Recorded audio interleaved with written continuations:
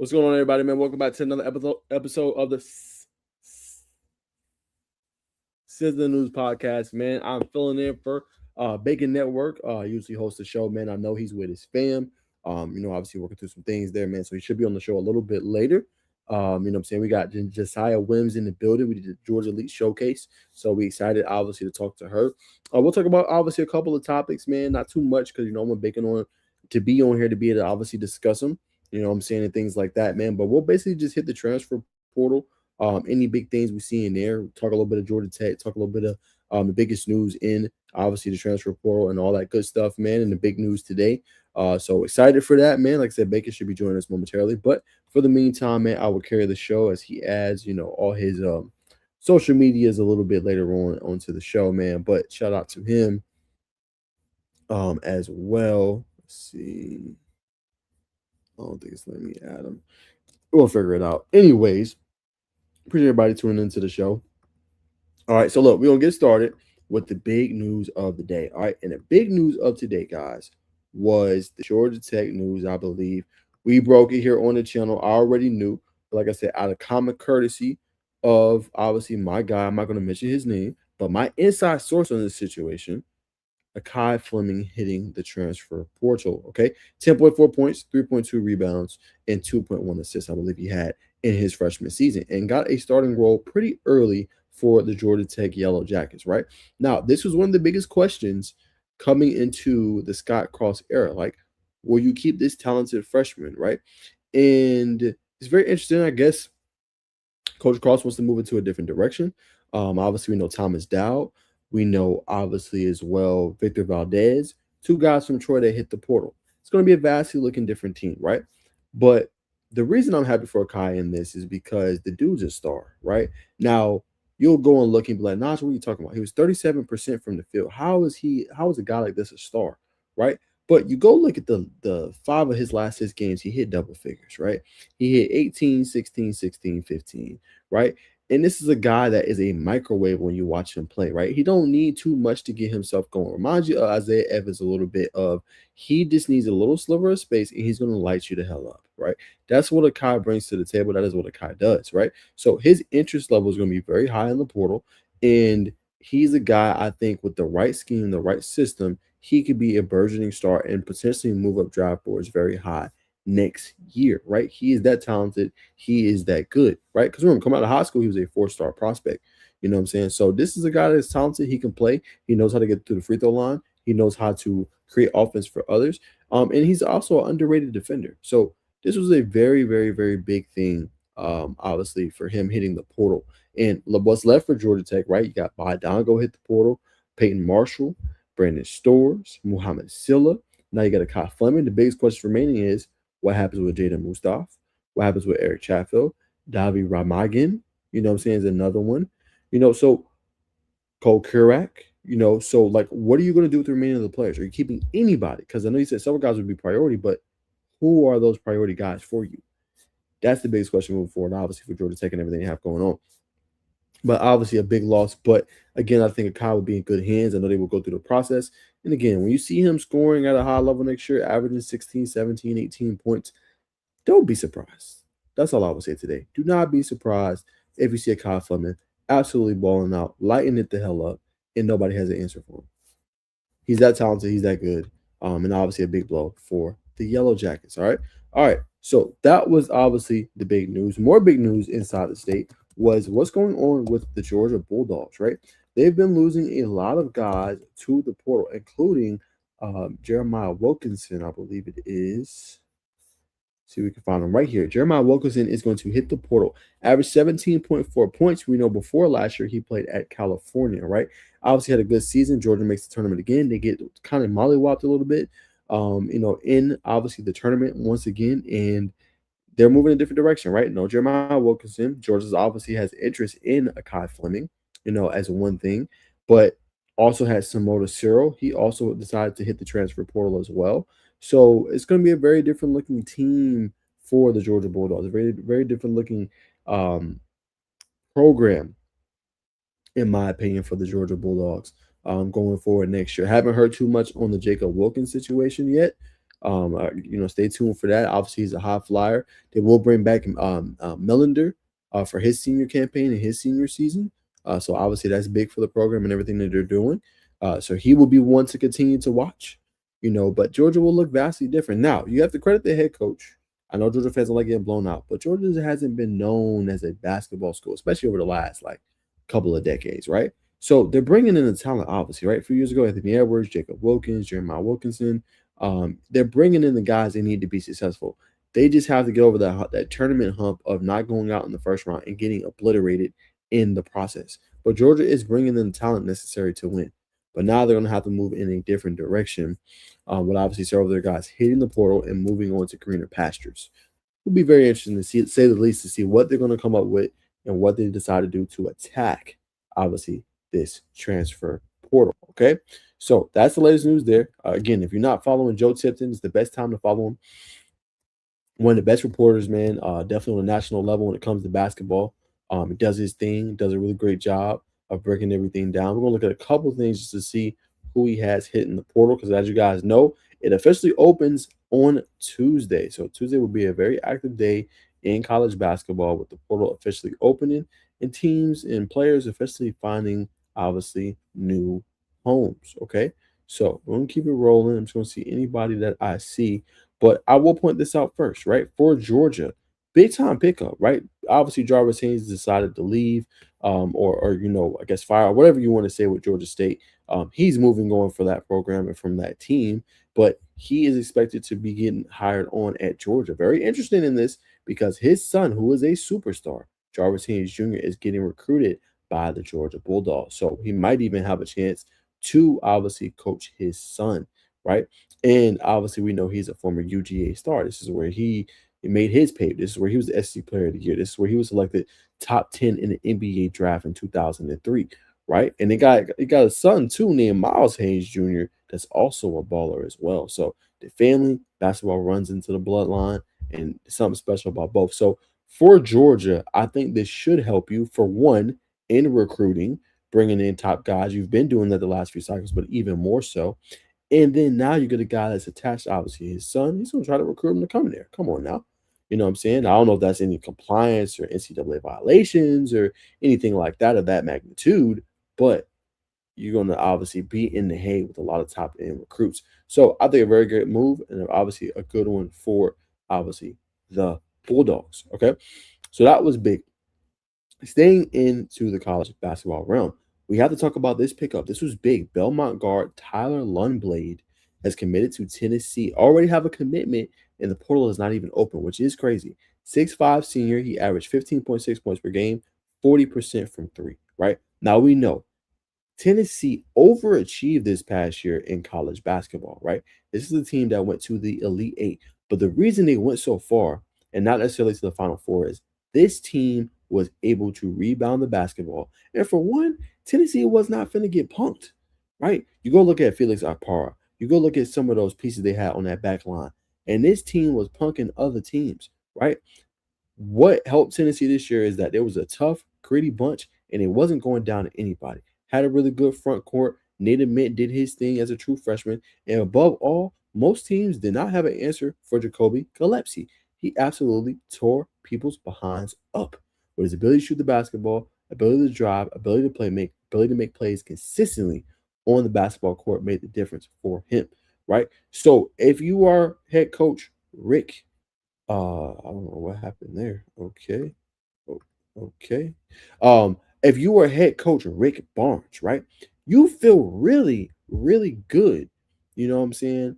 Because you overachieved with a team that was not expected to go that damn far, right? And it was the front court play that made the difference for you. Obviously, the guard play was top tier. Obviously, the guard play was next level. But you went deep into the postseason. Now the thing is, can you get over the next hump, right? Which the next hump is the Elite Eight, right? And you do it by bringing in guys like this, right? So you're going to have to go get another superior guard like you did with Jacoby Gillespie. Unfortunately, you only get 1 year out of him. If you could have got more, that would have been even better. But number two, you get him and you bring in a guy like this that can play the wing, shoot the basketball at a high level, and be able to space the damn floor. Makes all the difference in the world. So this was an underrated pickup for Coach Rick Barnes. We'll see what else he does in the portal. But very, very good job. Very good job by Tennessee this past season, and he absolutely dominated. I do believe we have our brother in the studio, so we're gonna go ahead and allow him. Oh, he said 1 minute. Okay, when you good, just give me thumbs up, brother, and I will let you take over the show. But yes, very good season for them and a very good pickup for obviously Tennessee and Tyler Lundblade, to say the least. All right, so I want to bring that up, and this is what I was telling Bacon. All right, Bacon did a really good video, man, on TikTok. He was all dappered up, you know what I'm saying, feeling good. It was like, Bill Self, is he going to retire? And we hearing now that Bill Self is not going to retire. He is going to return back to the field house, back to the Kansas Jayhawks. He's coming back for another season, man. Pretty quick decision, if I have to be honest. But I think Bill looked himself in the mirror and was like, I got to go through this with the family, think about my decisions and cross my T's, dot my I's, obviously look at my health. But I think for him, he's like, man, what the hell are we talking about? I want to be back. And he really don't got no time, right? Because you're trying to close in on a guy in Tyron Stokes and not get him to go to Kentucky. Number one. Numero uno. Numero dos is you were trying to get ready for this damn portal, right? This portal opens on Tuesday. You're going to have to use that portal to get better, right? Now, the biggest question with Kansas is, can you bring back a Darren Peterson, right? Or will he go to the NBA draft, right? Melvin Council played pretty good for you this year. Floyd Badunga took the next step forward, which is what we wanted to see this year. But how do you feel this roster in order to be better this year and not to go out so early in, obviously, the NCAA tournament, right? That's the biggest question for Coach Bill Self. But again, you played an elite opponent, early on. We got to see magic. And nothing you can do. Bro just hit a game-winning layup, right? So sometimes you got to, like as Bacon say, you got to charge it to the game, right? Sometimes you got to charge things to the game. So Bill Self, you did that, but now you need to go get more superstar talent, and I believe it starts with the front court if you head coach Bill Self. You know what I'm saying? Got good guard play, get an elite front court player, and I think you will see the difference. Go look at, obviously, Arizona, Tommy Lloyd, obviously, Cole Pete, Braden Burris. They got dynamic duo. That's what you need if you build Self. Dynamic duo. You need it. But I digress because I can go on a whole tangent about this. I think my brother's ready, so we're going to allow him the floor and allow him to obviously come onto the show. Arvon Bacon, the Bacon Network. Oh, my God. What's up, everybody, man? Hey, brother, you look dapper, man. You look like you went some type of Ralph Lauren. I am wearing Ralph Lauren. How did you guess? Yeah, man. You got sometimes I have an eye for the fine things in life, man. I know that's RL. When I see it, I can tell by the pattern, the print, where everything's matching up that you spent. Or you got a nice gift from somebody. That's what you look dapper, sir. I must say so myself. I appreciate you, my brother. I appreciate you, man. For yeah, sure. Man. I came from spring practice, man, and long day, getting some stories out. You know what I'm saying? So just always try to look good, man, and obviously leave a good impression, brother. So yeah, man. I haven't had time to change. Haven't had time at the gym. So yeah, man. It's one of those days. But I'm trying to fit it in a little late night session, a little hour or something. You know what I'm saying? After I handle my business. You know what I'm saying? How long you go to PF? No, you go to Atlanta Fitness. Not LA Fitness, but I know people at Planet and the other ones that's 24/7. So I might just give me a little session in. Nice. Yeah. Well connected and well respected, man. My gym closes at 10, so I'm cooked. Unless I know PF Planet Fitness, they are 24/7, so they do a day pass. I'm like, depending on how I'm feeling. Hey, man, this is my first time. Just moved here. I wanted to see what the gym was about. Right. Nah, for sure. But I won't take up too much of the people's time, man. Had to give Naj a flower, man. It looks nice, man. Came from the practice today. If you want intel on the practice, definitely stay locked in to Naj Wilk on Twitter, man. Putting out a lot of good content. We saw Jalen Bacon today. I think we've seen DP, Dylan Pinson, and his he got some wide receiver reps today? Some wide receiver stuff, man. Yep. Kid is an athlete. For anybody that's watching on Sandy Creek, if you know, you know. If you're a Tech fan that's watching, you will soon find out for sure. But not sure if you touched any of the topics, man. But let's go ahead and react to the Georgia Elite Showcase, man. Happened this past Saturday. During high school. I'm gonna pull up something from it. But we had the opportunity to call it. A lot of talent there. I know Mr. Teagle he's been talking about it for some time. We had him on the podcast, I believe 2 or 3 times. But from you, what did you think about the showcase, and who stood out to you? Yeah, man. I thought the showcase was really good, man. I enjoyed shouting Coach Teagle, Mr. Teagle, man, for having us there, allowing us to be part of the media, call the game. It was a lot of fun. I thought it was well put together. Some of the girls got to play multiple times, so they were just able to, just continue to showcase their talent. LaGrange, so many different coaches was in the building to be able to see these girls showcase their talent. Girls coming from Lawrenceville, Discovery. I'm saying Jaden Gaddis was one of those. Girls coming from Griffin. Mackenzie Smith, who we talked to, really tall player, really good game. I thought she was outstanding as well at obviously the event. So yeah, Anna, excuse me, I said Anna Dashenko. She's not even from here. But has a really cool basketball story. She was doing her thing, balling out. Just her ability to shoot the three, command the offense, run the system, and just girls she don't even know. Just being able to command the locker room. Very talented prospect. Just got to get the right eyes on her, man. I definitely think, to me, she could be a D1 caliber of a prospect. Maybe in the future could be a transfer up, but that girl can play. So she was one that caught my eye. I know you'll probably talk about Wymbs, so I'll leave that to you, Bacon. But yeah, Mackenzie Smith, Jaden Gaddis, Anna Dashenko, she was special. I'm trying to think who else really stood out to me. Molly, I cannot remember her last name. Molly Cunningham, she was really good. She did her thing. I like what Lauren Ferguson was doing with the basketball. She was coming up. Big time plays. Pritchett, she was doing her thing as well, making some big time plays. And just the defense. Some of it we didn't have any numbers, but I think it was number 12. She was doing an outstanding job defensively in that game to kind of keep them at bay, man. So several great players, man, and really, really enjoyed it.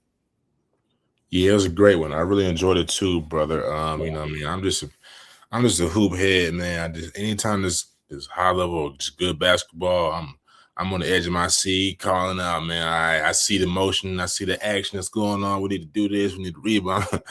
But I was thoroughly pleased with the event. Everything ran smooth. From the coach, I think the coach was very good. Coach Stevens from Heritage coached the second game. I believe the coach from Troup County was there. She's been doing wonderful things where she's at. Coach Wilkins, Coach Drip, and Noonan stepped in, coached the girls. So high level coaching, but some girls that stood out to me. Obviously, Mackenzie Smith from Griffin. I know we talked off camera. We think she has some. I need to post that interview. Actually, she has D1 aspirations, 6'3". I know we talked Naj, just clean up footwork, just have a more sophisticated game. 6'3", that's exactly like what's carrying, not carrying, but I think her name was Adele for South Carolina. She's 6'4", 6'5". But she's skilled. Obviously, I can't say enough about Kennedy Harris. To me, probably the best overall player at the camp. Handling the basketball, shooting the ball from range, rebounding, starting to break. And this young lady right here, I think she just committed to LaGrange College, Alyssa Bandel from Tri-Cities. Just a floor general. Has a nice offensive package, can shoot the ball. I think everybody here collectively was vocal to a degree. And when you don't play with your teammates, other than I know they scrimmaged a couple of days. I'm not sure if everybody was present for the scrimmage, but everybody was vocal to a degree. It was some sharing of the basketball too. So I like to see it was just a very good showcase, and that's what Mr. Teagle, Coach Teagle, harped about. He said, "We don't care if you got talent. We are pushing high character," and I think it delivered in all aspects. Talent was there, high character, didn't have many scuffles. Everything was in between the lines, but top flight level event. And again, we appreciate you, Mr. Tuka, for letting us be the color commentators of the event. And I can't exit without giving Miss Jasiah Wymbs, who will have on the show here in about 15 minutes. Very impressed with her game. I'm not sure how tall she is, but she's probably like 5'7", 5'8" similar to Kennedy Harris, but just obviously shorter. Handled the ball, started to break. At one point in time, she was the only big on her team, but still playing the guard role, shooting the ball, rebounding, had some nice footwork. I believe she's a 2028 or 2027. So I was very thoroughly pleased with her game. She's definitely like top 3 for me easily. When I reflect on this camp for sure. 1,000%, man. Great analysis by you. Appreciate that, brother. Appreciate it. And the girls from I think the ladies who didn't have the numbers of that caught our eye, those ladies were from Bradwell Institute. I just don't remember their names right now. But yeah, those ladies were from Bradwell Institute. Let me see if he has them on this page real quick, and I'll give them a shout out. Yes, I think Michaela Oliveira, Bradwell Institute. She played well as well. But yeah, they put on for the south side of Georgia, man. Not south side, but South Georgia. So shout out to those ladies for doing their things. Here we go. Got Mr. Tickle in the chat, man. Much love and respect, my brother. I love Jasiah's game, and I'm glad you have her on to most definitely, man. I think she deserves it, as well as many other ladies. We'll try to get some more girls on as the next week. We'll try to stagger them in because they talk to coaches, but we'll try to do our thing from the media side and let the people hear the stories as much as we can. We can peel the layers back, as Naj likes to say. All about peeling the layers, man. It's all about peeling the layers, brother. You know what I mean? You may look outside and you see an onion, and man, it's a sour or bitter onion, but you get to it, man. It's about a day sweet onion. Come on now. Right. But let's see. But as we transition from the Georgia Elite Showcase, did you have anything to say on the topic of the showcase, Naj? No. All right. The McDonald's All-American game last night. Was it last? No, it was Tuesday. Caleb Holt and I can't remember the other co-MVP, but Caleb Holt, again, continues to add on to his extensive resume. But I'm gonna stand the floor to you first, Naj. What was your thoughts about the boys' McDonald's All-American game, and who stood out to you? Yeah, man, I obviously go Caleb Hope. I'm gonna go Jason Crow. He shared the MVP honors with him. Very strong game by him. His ability to score the basketball. Ability to finish around the rim. He just looked, comfortable, Bacon, in phase all game long. He was obviously really good. You know what I'm saying? So like what I was able to obviously see out of him. I thought he was good. Jordan Smith Jr. I thought he also played pretty decently well. 15.6 boards, 4 assists. He's another one underrated, but he's going to Arkansas. So people say what they want about Arkansas. Sweet 16, they lost, didn't look good, whatever. You know what I'm saying? Again, a team that is reloading, right? Jordan Smith Jr. will be a very good player for him and for Coach Cal. So I thought he was really, really good with his performance. And I go Deron Rippey Jr.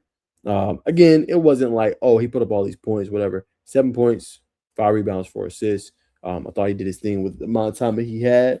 And, was a pretty good player. So those would be my standouts. Yeah. I like how you said Jordan Smith, man. To me, he knocked down the jumper consistent. I think since Peach Jam, he's knocked down the jumper consistent. And when he's knocking down that jumper, I think he's right up there with Tyron Stokes for being the potential number one player. But Tyron Stokes, obviously, right? Number one player did this thing. Even like Ratliff of the former NBA player, the big man. It was a lot of guys who really, just took the court by storm. I think Bruce Branch, Brian Branch is going to BYU joining AJ DeBonsa, who's staying home, who's staying in college, who we'll talk about later. Those three. Of course, Darion Rippey, man. I think that kid's going to be special. That's all the ones who come to my mind right now. But I thought it was a great. I think the McDonald's All American game is great. And I think this young group coming in is gonna give basketball fans what right now that they think they're missing is that just more of a grit. More of a grit, like I'm trying to outdo you every time. There was no love lost last night at the McDonald's All American game, but you gotta love the spectacle of the McDonald's game. You know what I mean? I think it's 49th annual event. Next year it'll be the 50th, so I'm sure it'll be big. They had Metro Boomin on the ones and twos last night. It was bumping, brother. You know what I mean? You gotta love this time of the year, man. Basketball, March Madness, McDonald's, Burger Boys. Come on, man. But we'll switch to the girls, man. We'll switch to the ladies.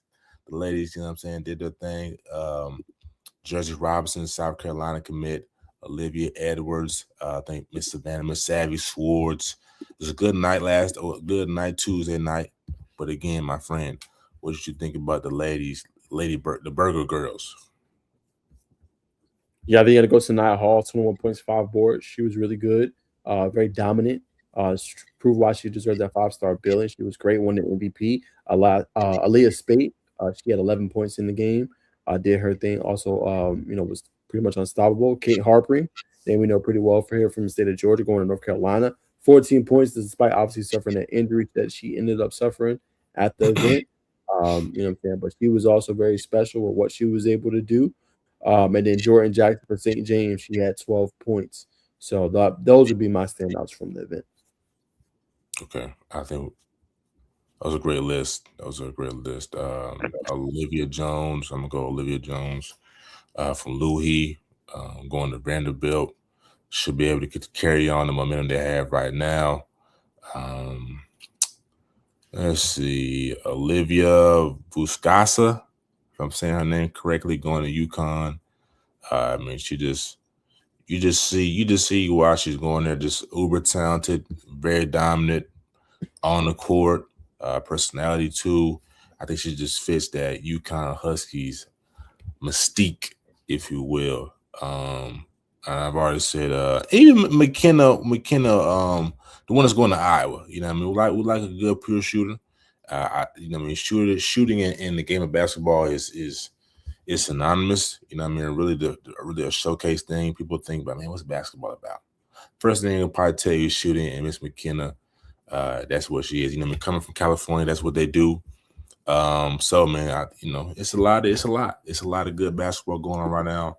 You gotta tune in to McDonald's All American game. It just I can't explain it. What really give it to you for you having an experience to watch it live, watch even the practices. The practices are intense. Thankfully, we're having those not stream, but pre-recorded and put on YouTube right now so we can understand what's going on behind the scenes. But yeah, I think it's a good one, man, for sure. Next pop coming in. But next topic, Georgia girl Finley Parker commits to Indiana today. Not sure if we already touched on this, Naj, but this is big news. This is big news. This is keeping the Hoosiers relevant right now. This is a big gift for them. I think she's maybe the top. I think she's definitely top 5 in her class 2027, right? They are 2027. So plays for the Southeast All-Stars. That's probably the best women's basketball club or AAU team in the state. But what's your thoughts on this, my friend? Yeah, I think it's intriguing. You look at Indiana again, another team that's not really a powerhouse. It did end the season well, Bacon. It ended up making the tournament. Before losing, obviously, I think it was to Ohio State, I believe, if I'm not mistaken, or maybe they missed the tournament. It was 18-14 last year, basically. So interesting. Now, Finley Parker's a hooper, right? You go look at her story. Played for River Ridge, I believe it is. She came in freshman year, had an impact, and just continued to kind of get better and better under head coach Jason Taylor. So no surprise to see she's a girl that put the ball on the floor, shoot the eyeballs out, good in the front court, score the basketball at a high level, defend. A little surprised though to see the Hoosiers, to say the least. I know she had like a bevy of offers, I'm saying, a plethora of offers for her. So a little surprised, but I think you're seeing more of this. These girls are kind of get out the mud and kind of just like creating their own story. I mean, to a degree, I'm not comparing her to the level of an Aaliyah Chavez, but you went and seen she went to Oklahoma. We both looked Bacon at the time like 5-star. Like, what does Oklahoma really have? You know what I'm saying? It wasn't a school that you thought like, oh yeah, like Aaliyah should go there. Like she had Texas in the building, South Carolina, Coach Staley was recruiting her.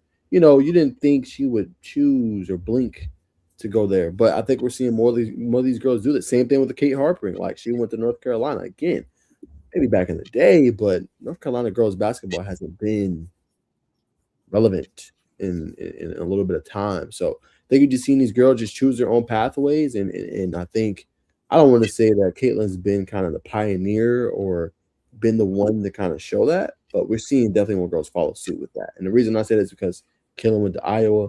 Iowa was never really relevant in girls basketball. She kind of put them on the map. I think we've seen these girls do the same thing. Yeah, I think so.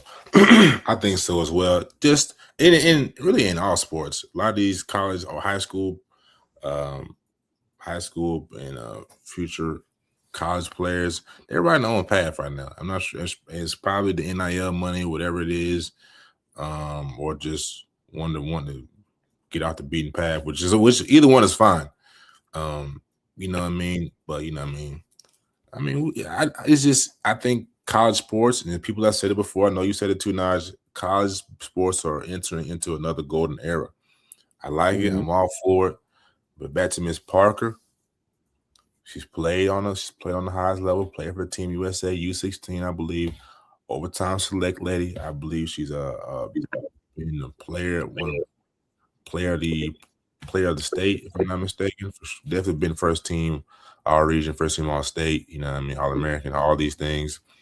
So I mean, shooting 40% from the three, like you said, now shooting the cover off the basketball. Yep.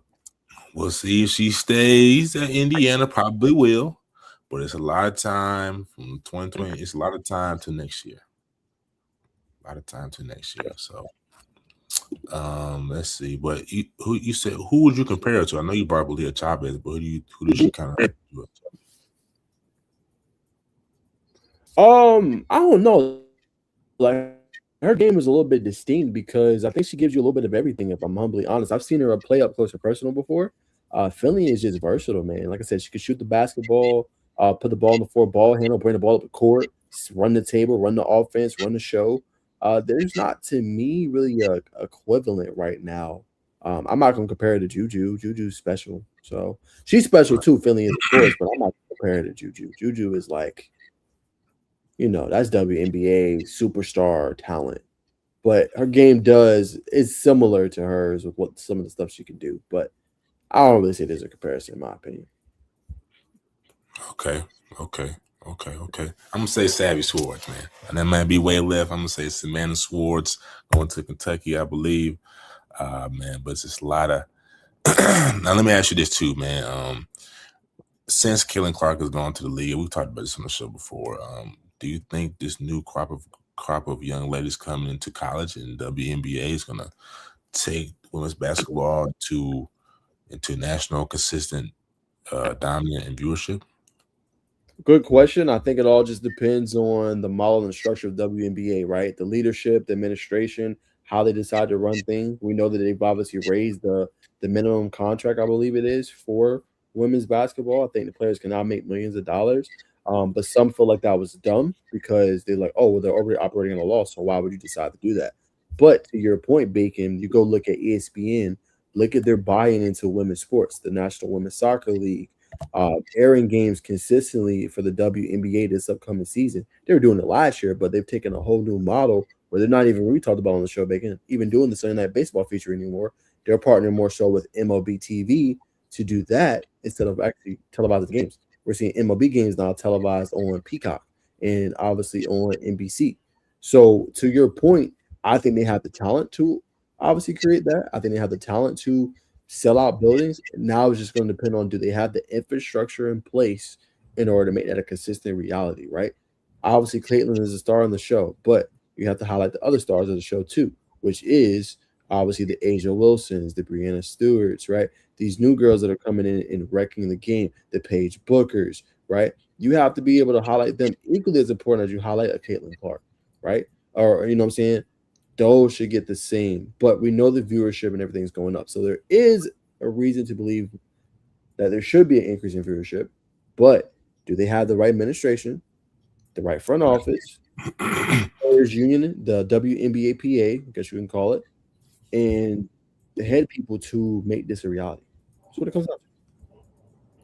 Very well said, brother. Very thorough, man. So we'll end it there as we bring on the lady of the hour and the guest of the show, Mr. Jasiah Wymbs, all the way from Athens, Georgia. How you doing today, man? Hey, how y'all doing? I'm doing good. We're doing So, good. yeah, Good. Appreciate you. Yeah, appreciate you asking. First and foremost, I see, you know what I'm saying, you just got a fresh retwist. I like the glasses. We appreciate you coming on, you know what I'm saying, spick and span. Thank So, you, thank you.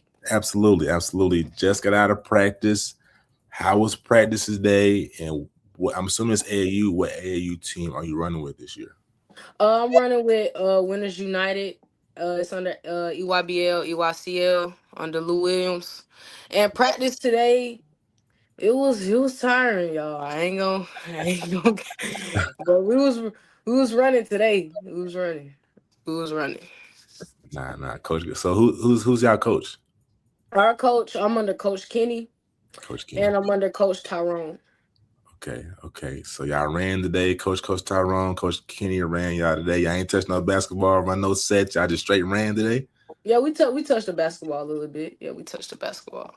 Free throws. That's so y'all just shot free throws. Y'all stopped running, or a little more than that. It was a little more than that, just trying to get us in shape for the season. 100%. So I believe this is your second time playing with what you said, Team United. No, this is my first time actually. First time. Okay. So what led you to this team? Was it just they came and sought you out?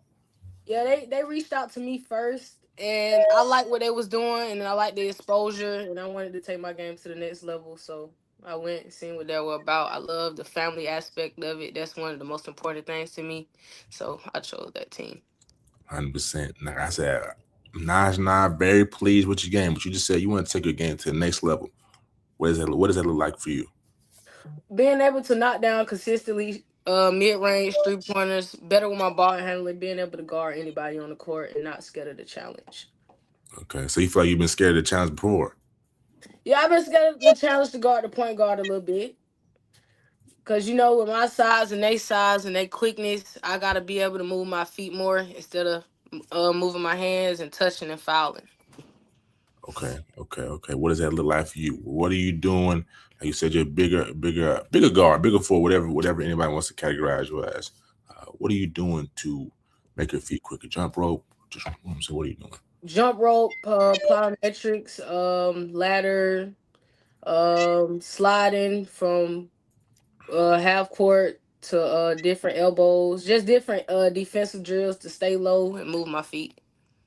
Okay, stay low, you move your feet. Would you say that defense is a want-to thing to be great at it, or what would you say? What makes a defender an elite?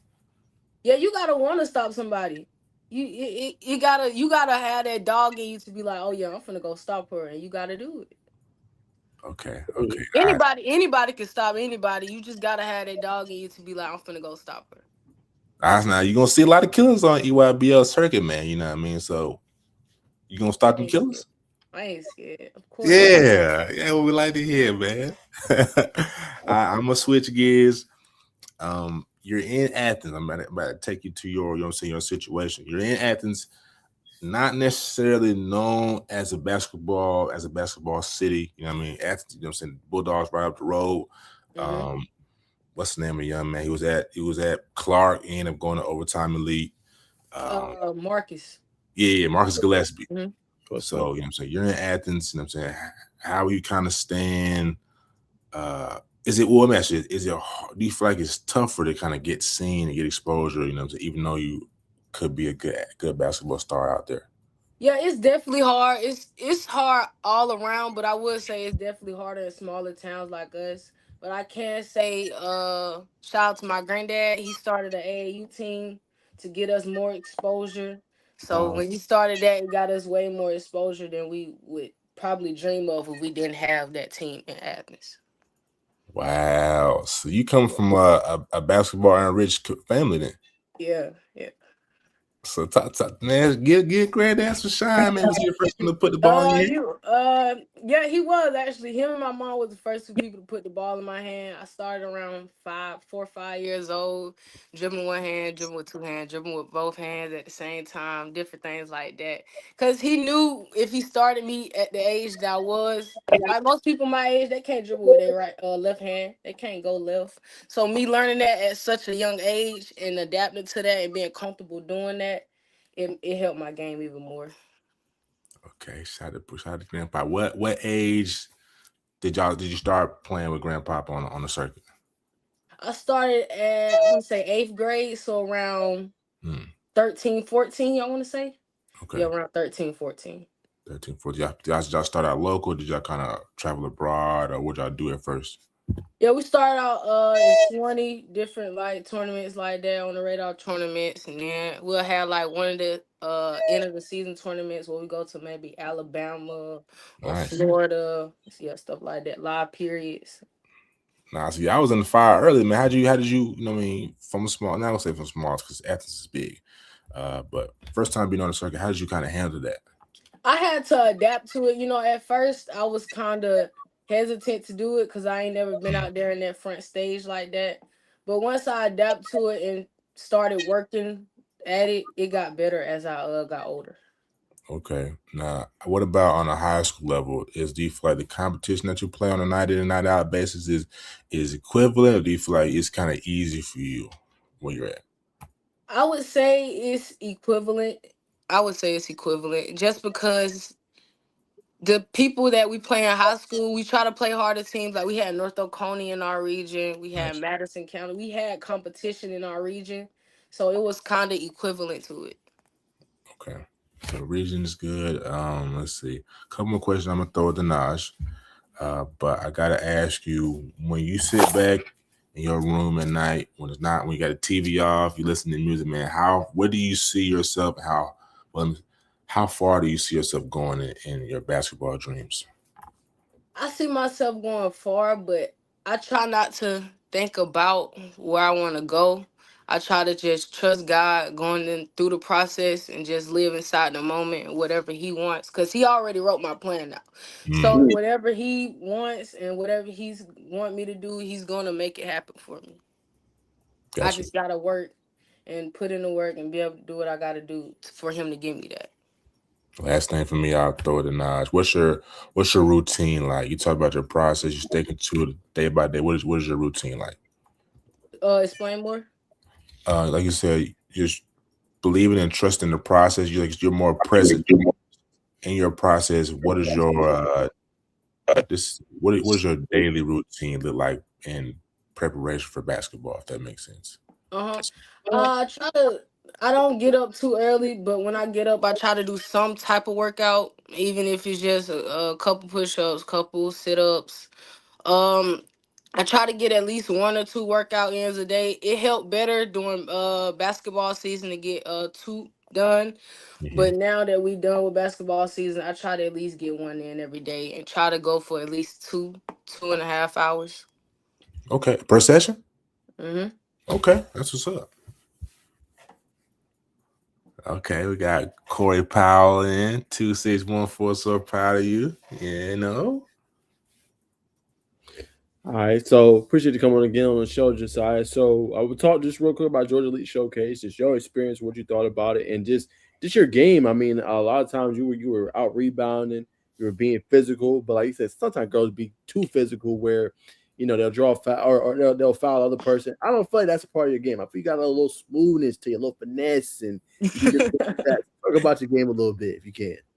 I liked the Georgia Elite Showcase. It helped me showcase my talent in front of coaches. And I would say with my game, I try to play very clean, but I want my presence known, but I don't want to boast about it or trash talk about it. I would just want to show you what I'm about.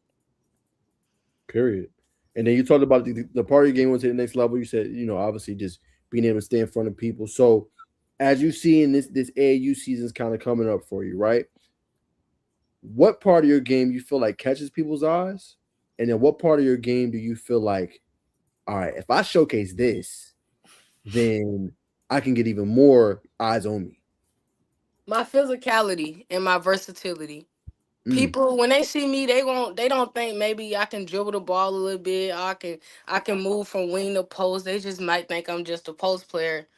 And then I would say that a help catch people's eye would be my ball handling, playmaking, IQ. They wouldn't expect nothing like that from me because I don't look like a point guard.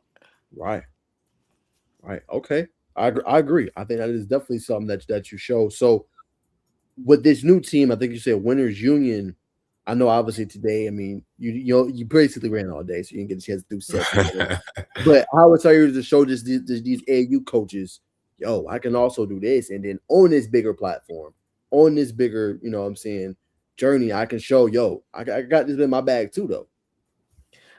It's all about my coaches trusting me. You know, me doing it in practice, they'll be able to trust me and be like, "Oh yeah, I can put you on the spotlight and play point guard, and I know you won't fold. I know you will make diamonds out of pressure, so I'm gonna put that on you because I do it in practice." Period. Making diamonds out of pressure. I like that. All right. So this past year, just want to revisit just real quick. Talk about playing in that tougher region. How do you feel like that maybe helped your game, just competition wise, going against some of the best of the best? How do you feel like that made you better moving forward in your career?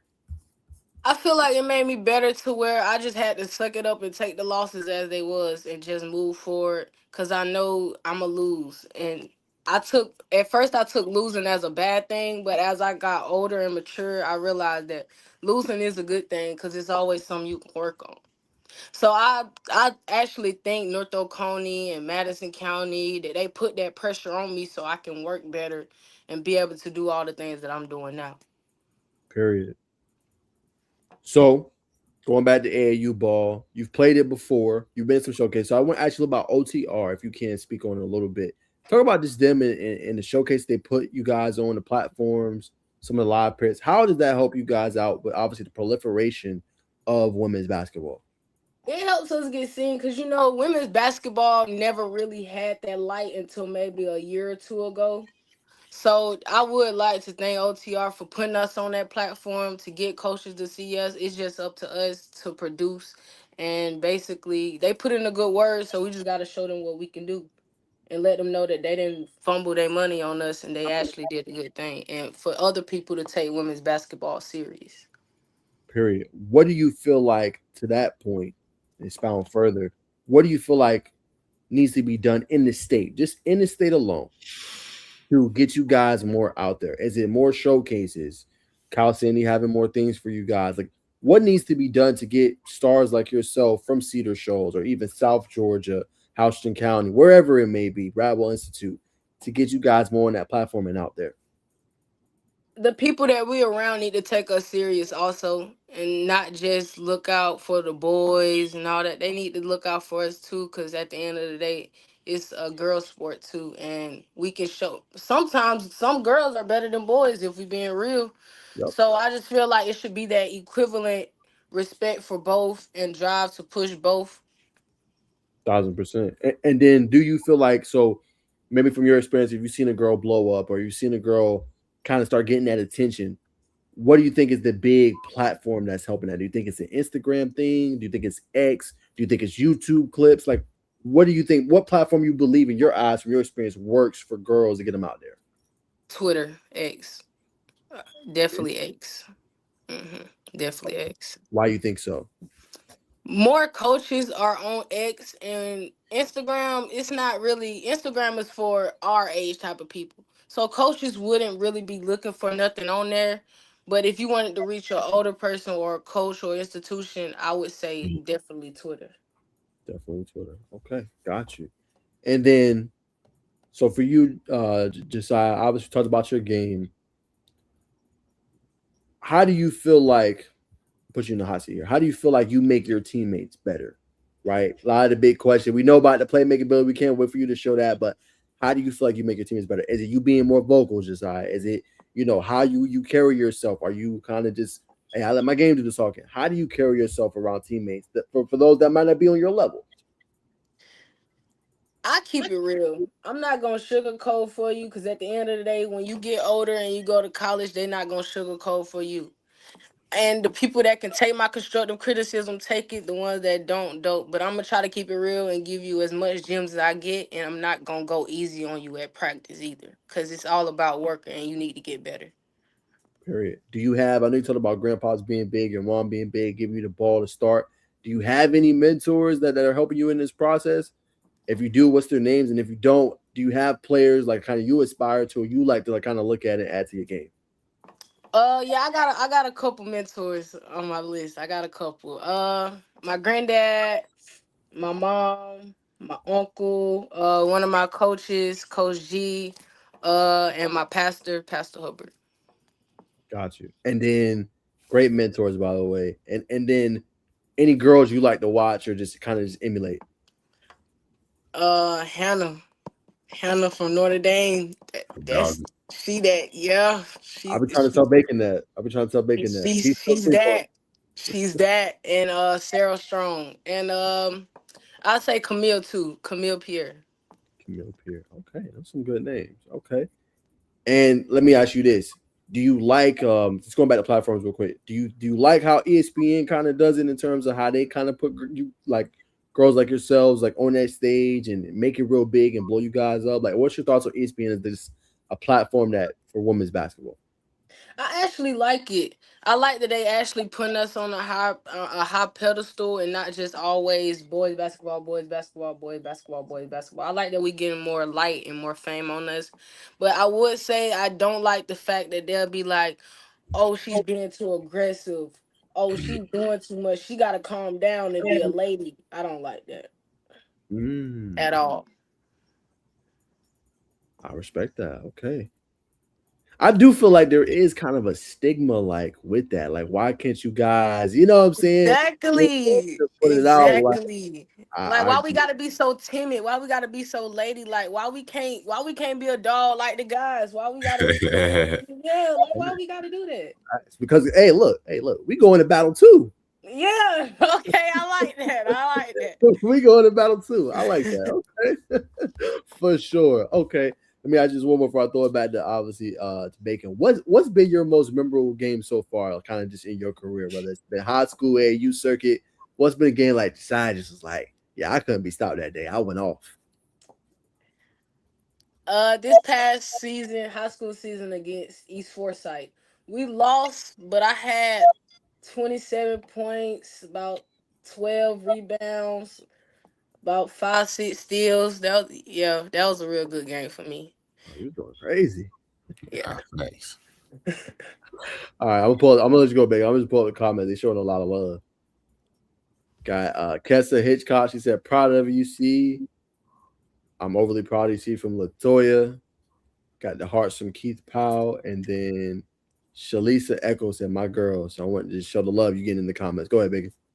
Nah. So what does it mean to you? You know what I'm saying to be feeling the love right now from in the chat. I feel very, very happy because some people don't get family members and that really support them and really that's gonna ride for them and stick with them through it all.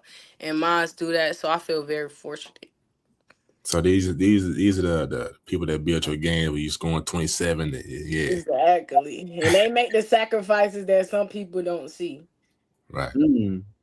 That's facts. A lot of times, family members that do things, wear some shoes. You know what I mean? Yeah, behind closed doors. And they don't really care to be like, oh, I got this, I got that. Because at the end of the day, it's from their heart. Absolutely. You still checking the stands. You know what I'm saying? Pizza to see you out there. That's love. I know. Man. I know. I used to look. I was like, I see what Gotta pops make mine. one more moment. Where's she at? Oh, okay, I see it. We good. We good. Yeah, the tip out. Hold on. Nah. When do you know you're about to have a big game? Like you said, you scored 27. What point do you know? Yeah, I'm about to. This is it. It's a pregame meal. I feel like it's that pregame meditation that I do. It's a feeling that I get after I pray and I talk to myself and be like, you got this, you finna do this, you finna do that. And it's that feeling when I run out, I'm like, oh yeah, God finna make it happen today. I'm finna do something special today. I already know it. Nah, for sure. Is there a favorite shoe Favorite shoe. Favorite Favorite hoop. shoe? Yeah.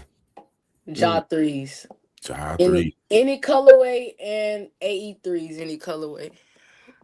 We seen Nah. a bunch of jaws at the showcase too. Yeah. What's your favorite? The Ja 3 specific, like nah shit. It was about 7-8 pair out there. Yeah. But what's your favorite colorway of the Ja 3s? I would say the ones I got, the gray and the white with the orange jaw and the Yeah. snacky sign. Yeah. Yeah. Classic. We go for the second we not know. I'm gonna call it the Memphis colorway. You know what I mean? On the Memphis colorway. Close. What? What? Oh no. Oh no. You need to look up some more pairs, my guy. You need to look up some more pairs. What's the colorway there?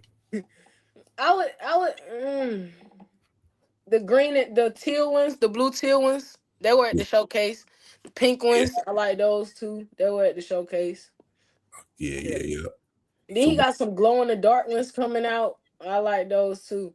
Yeah. Those on the list. Those on the list. The next list you get. Hey, hopefully. It's out there now. It's out there now. Let's see. So whenever you come out, you know what I mean, talk to yourself, you know what I mean. God, it's gonna be a good game, but also in the game of basketball, there are lessons. Like you said, you don't look at losses as losses, you look at them as lessons. So when you have those bad games, how do you kind of like, and it's a big game, you know, man, my folks in the stands, how do you kind of pick yourself up, you know what I mean, get back to the grind and work on your game? I got a 24-hour rule, and it's like I can say, oh my God, I did did this bad for 24 hours. But after that 24 hours up, I gotta move on and I gotta work. Cause probably since it's a region game, we gonna have that game again. And I can go off the next game. And then even when some games I'll be like, oh yeah, God, it's gonna be a good game. But it don't be a good game in the scoring aspect. And I'm okay with that if I'm still doing something to help my team win. Whether it's defense, whether it's throwing the great passes, whether it's running up down the court looking for people. It's just so many different things you could do in basketball that I know in every game I'm gonna do something to impact my team. And it might not be scoring that game. And I'm okay with that. Is there a memorable stat line that you can remember that where you didn't have over 10 points or just barely had 10, but you had like crazy assist, crazy rebound, crazy steal stat line? I would say the North Oconee second game. North Oconee second game. I maybe had like 4 or 6 points. But when it came to playmaking, it was there. When it came to making sure when it came to talking to my teammates and lifting them up, even when I'm sitting on the bench, it was there. No, for sure. It's, what do you remember any like visual or body language cues? Like, what's the body language like when you point at a team like that? You like, yeah, it's getting through. Because sometimes, like you said, it don't get through. How do you know it's registering when you're giving them the message? When they giving me eye contact and they be like, okay, I got you, and I see the action after I said what I said, then I know it registered. But if you're not looking at me, you rolling your eyes and you just continue doing what you're doing, then I know what I said and get across, of course. Jasiah Wymbs, natural born leader. Where did it start for you? Where did it start? I would say the leadership part, it started from my family. You know, it was never a moment where they'll be like, you got to do what this person do. No, it's you going to do what you going to do, and you going to lead other people, and you going to show them the way, and you going to be mature enough to lead them instead of following behind somebody else or what they doing. Respect. Leaders, not followers. You remember a tough time like when you were younger, like when you were, you know what I mean? When you younger, you're most malleable, so you're most, you know, be swayed to do different things. You know what I'm saying? What was that memorable moment when you had to choose and it was tough? Early on, like 8, 10, 11, something like that. I would say I wanted to hang out with the wrong crowd when I was starting middle school, maybe in the 6th grade. And it was just a feeling that I don't belong over here. It was just something that just like I couldn't just connect with them and just hang with them. And I'm like, I don't know what it is, but it just something ain't sitting right with me that I just can't do this. So I realized in that moment I'm not like everybody else, and I'm not like this new generation of Mm. kids who always want to fight and have guns and drugs and go on to parties. I hate parties. I'm gonna just keep it a buck. I hate parties. I like reading. This new generation don't like reading. I Not at go to all. church. I go to church. I talk to God. Most of these folks from this new generation don't do that. So Yeah. I knew from that moment then in middle school that I was gonna set out to be different than everybody else. What books? What's your book catalog? I'm asking people a lot of this for a while, and I know, babe, I don't read, man. So, but you're an avid reader. What are you reading these days? Right now I'm reading Uncommon Favor, Don Staley, and I Yeah. just got done reading the Allen Iverson book. Nice. And I read The Hate You Give, the Yeah. actual book. Yeah, yeah. And I done read a Harry Potter before. A Classic. few Diary of a Wimpy Kid. A few of them. Yeah. Classics. Yeah. Classic. What's been the Yeah. most, if like, when you think about like the book that's had the most impact on you? Has it been the Don Staley? I know that's a great book. I would say the Allen Iverson book. Mm. I would say the Allen Iverson book. Cause I can relate to him a lot. I can relate to him a lot. Was it the being a leader thing, kind of being stepping away from the peers? What is it that made you feel? It was that, and also just gotta just not care about what other people say. Cause me, I care about other people's opinion. Well, I used to care about other people's opinions, but now I just that's for the birds. I don't even care. You can say whatever you want to say, cause they gonna talk about me to the day I die, even after. So I don't even care no more. Nah, facts. You know what I mean? If you ain't, what's the saying? If you're doing something right, it's gonna always bring They people gonna talk. have something to Yeah, say about you, whether you're doing something right or wrong. So you might as well yeah, do what you do. Yeah, Nah, if they not talking about you, you ain't doing something right. exactly. It's a problem. it's a big Yeah. nah facts. I know, but personally, you could be in that category like I don't care about what people think, but I know you could be on social media scrolling. Man, let me see what this. Yeah, I see it, but I don't let it phase me. I don't. Cause it's not even like I'm not finna let you weigh me down. I'm not finna let you tear my character down or tear my confidence down when I know it's not true in the first place. That's powerful. Wise beyond his years, man. Kudos to you. Social media. We're on the topic of social media. What are your thoughts on it? Are you using it to are you actively using it to build your brand up, or are you kind of just focusing on basketball, or just what's your thoughts on the social media aspect of brand building? It's a little bit of both. It's like when you look at my Instagram, you're not gonna see my personal life because I don't really share much of that. It's Mm-hmm. basketball, basketball, basketball, basketball. On my whole page, Instagram, and Twitter, Facebook.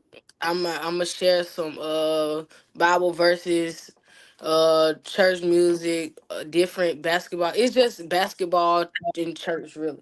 That's what you gonna see on my page because I don't really entertain all the shade room and all No, that type of stuff. no, Yeah, no bueno. nah. But specifically, like I know you got everybody has a story to tell. Like I'm sure you've seen the sports documentaries on YouTube. Say so you had the opportunity, like maybe I want to entertain this. I see what it does for my brand. Would that be something you would consider? Somebody follow you around with a camera. Obviously you have control. Like we need to take this out, but Mm-hmm. Yes, I would because it's people in my shoes and I would want them to see how I handle certain situations because maybe I can influence or inspire them to handle that situation the same. mhm. So yeah, I would definitely do that. What do you think would be the biggest thing a younger lady, a younger girl, or even somebody older, because you can learn from any age group, would pick up from you? My maturity, my manners, um, my love for God, because I'm very, very, very, very, very spiritual. Like if somebody talks to me and they got a problem, Go talk to God. I'm telling you, he gonna handle it. Just go talk to him, and then I'll be like, we can call and talk, but I'm gonna be talking about God the whole time. So if you don't want to talk about him, then I'm not the friend for you. So yeah, I would say that, and also my personality is very laid back, but I watch everything. So Observant. I would, yeah, I'm very observant. So people would see that and they'd be like, okay, she pay attention to this. Oh, I ain't even see that. Okay, she seeing stuff that I maybe didn't see. So yeah, I'm very observant. I like that. Last question for me, and I'm throwing it to Naj. I can't ignore Rod Wave top left, man. So what's the hype about Rod Wave, man? Man, he the goat, man. He the goat. He the goat. Rod the best rapper alive. Period. And Top five song. people say he talk about being depressed and sad, but and all that. But if you really listen to the lyrics, he's just speaking real and what he been through and what he go through, and I relate to that. So I love his music. Real quick. Top five songs. I would say 2019, Mm, chip on my shoulder, 25, 25. yeah, 25, and nostalgia, Mm, nostalgia. okay. Okay. For the time to be alive. Honorable mention. Okay. Feed the streets. Feed the streets. You- He just came out with that maybe like a month ago, Okay. and it's been on repeat. Yeah. Okay. Appreciate that. Go ahead, Nash. What's your go-to like tunes like before a big game or like you playing in the EYBL circuit? Like how you get prepared pregame? I don't listen to Rob pregame. I listen to either gospel, straight gospel, contemporary gospel, or gospel rap.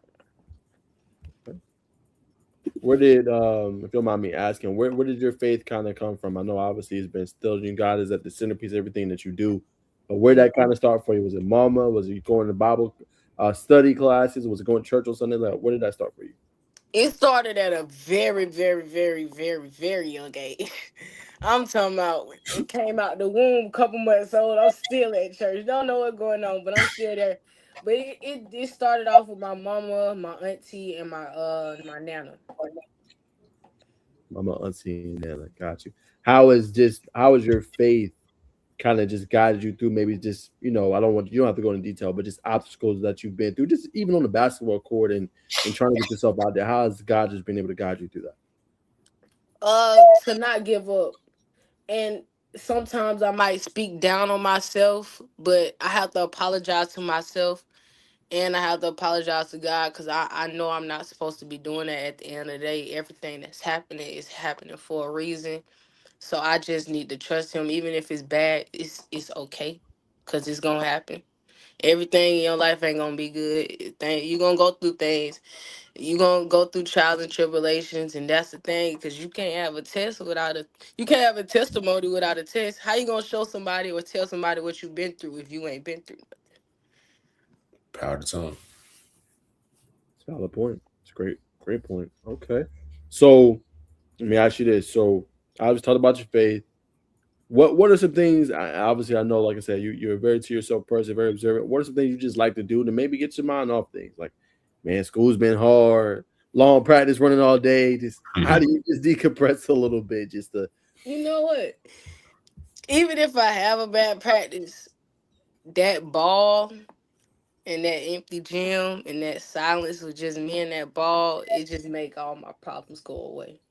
mm, It make everything go away. That ball, it got some power on it. Cause if I don't had a long day and I just go in the empty gym with just me and that ball, I'm just shooting, get God. Let me tell you what happened today. I know you seen it, but I'ma still talk to you, tell you how I felt about it while I'm just shooting around. Cause I don't know, it's just something about an empty gym where you just by yourself and you could just talk to God and play your favorite sport or your favorite hobby. Facts. mm, there it is. All right, and then one more, I'll throw it back to Bacon. Just what do you kind of hope to leave? As you know, I know it's still early, you got another year of basketball, but just as your legacy, like for high school, we don't got to go full life because you still got so much life to live. But just your Mhm. high school legacy, what do you want to leave? What imprint do you want to have at your high school or just in general over people? I want to have a very, very bright legacy. I want people to still be able to call me and be like, so I'm going through something, and can you help me with this? I want to be that person they can call, and I can give them those encouraging words to keep going, because I felt like that's what God put me here for. Period. What about you, babe?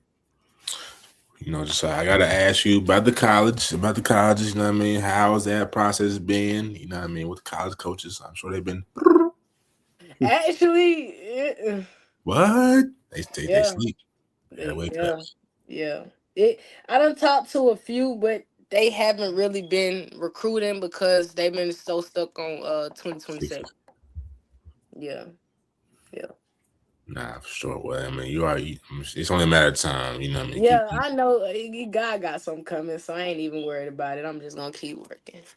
Something big for sure. You know what I mean? Big AU season, do your thing.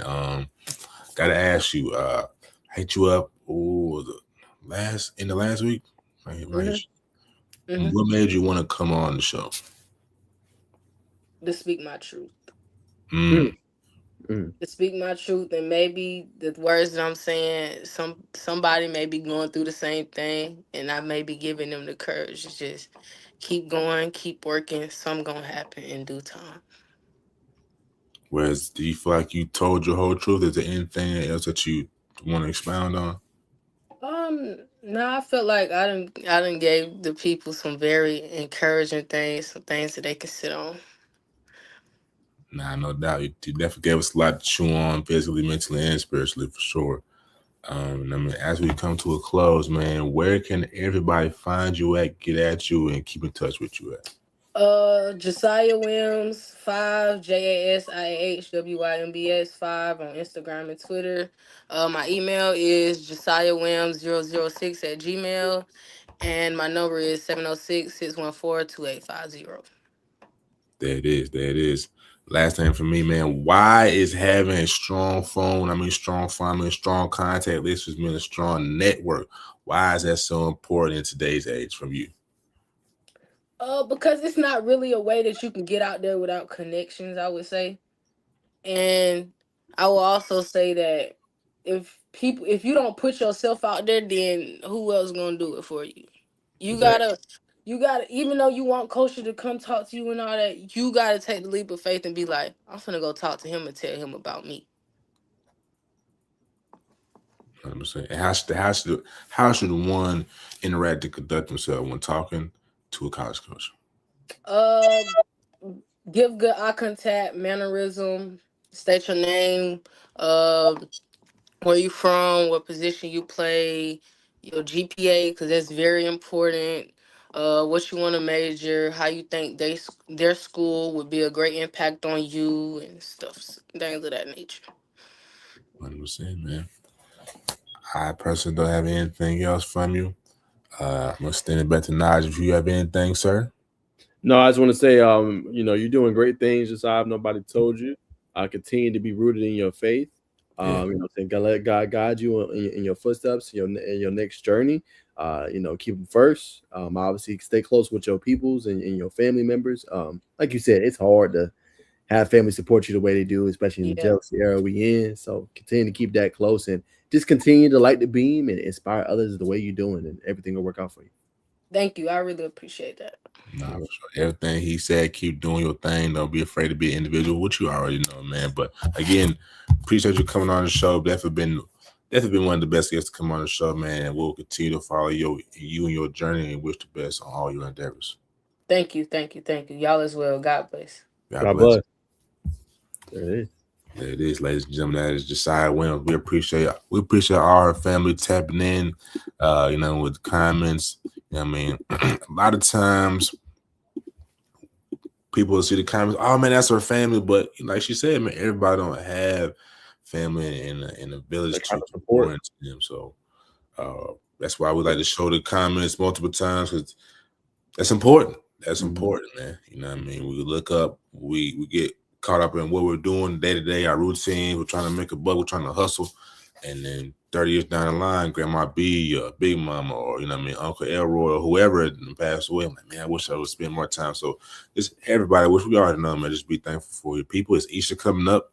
Just go give your grandma, your granddad a great, a big hug, and have that special time. So appreciate y'all staying. Appreciate y'all staying because we figured to dive into a little more. If you're a basketball fan or hoop head, we definitely got something for you, man. So we're going to transition into some Just Sizzling News.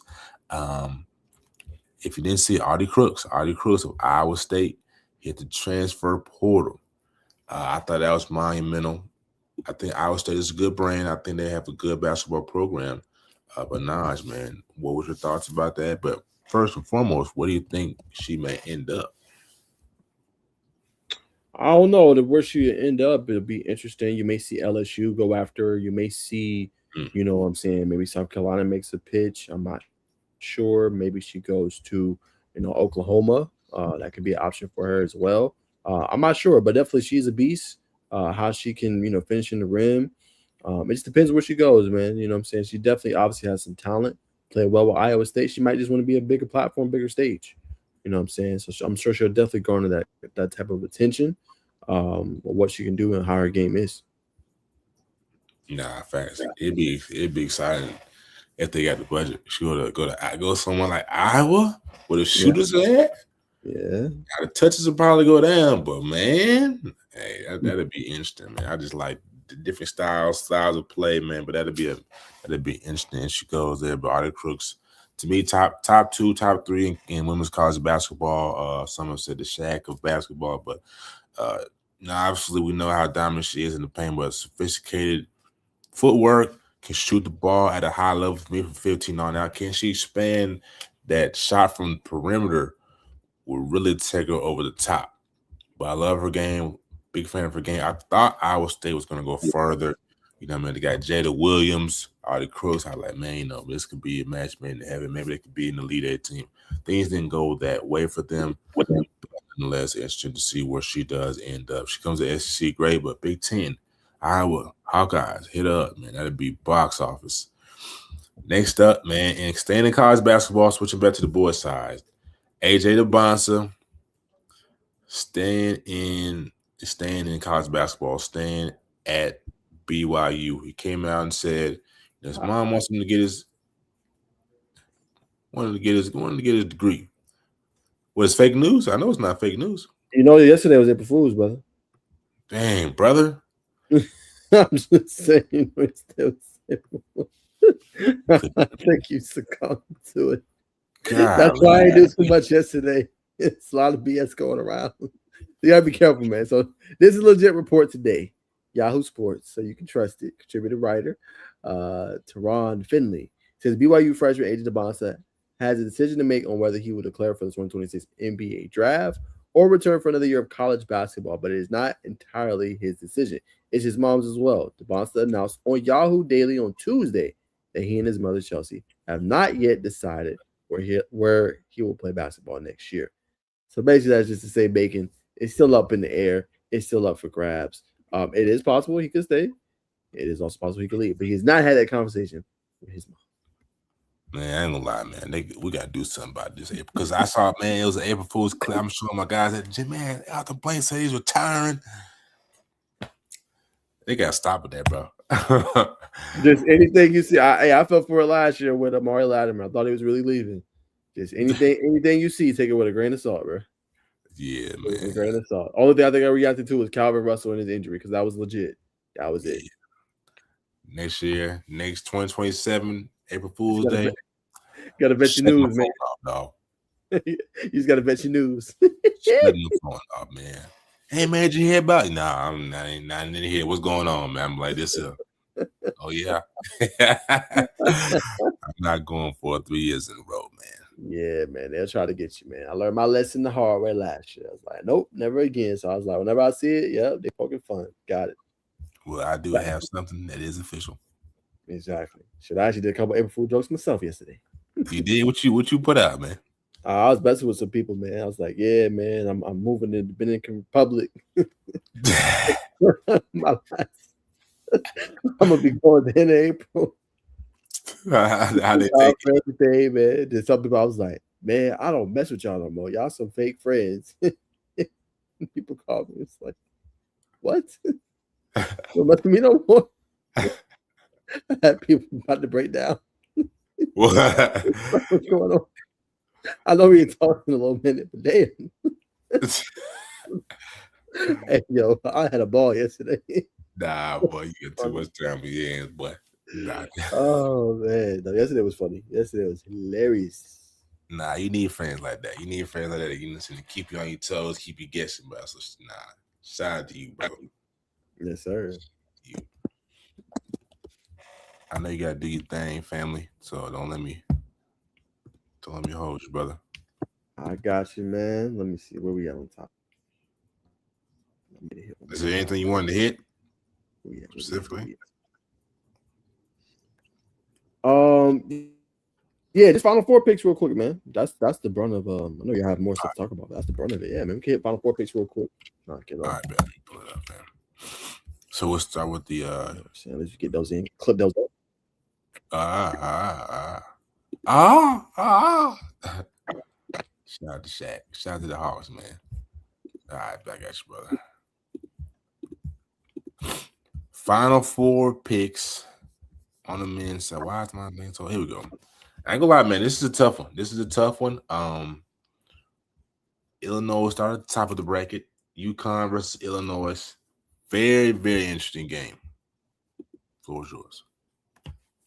Yeah, man. I think it comes down to UConn. Obviously, a great shot by Braylon Mullins. He donned a Mark Madden star. Silas Demary. Obviously, we know about the big man that they have that's really good. It comes down to can UConn shoot the basketball better in the first half of the game. Really struggled against Duke. Was able to make the plays necessary in the second half. Rebound the basketball, defend, trap Cameron Boozer, make it tough on him. Do they have an answer for Keaton Wagler? That's going to be one of the biggest questions. Can they slow him down a little bit?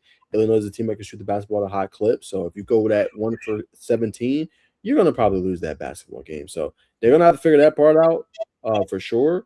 If they do, I think it's UConn's game to lose. To me, UConn. I like Illinois, but I think UConn should be able to come out on top, in my humble opinion, over them.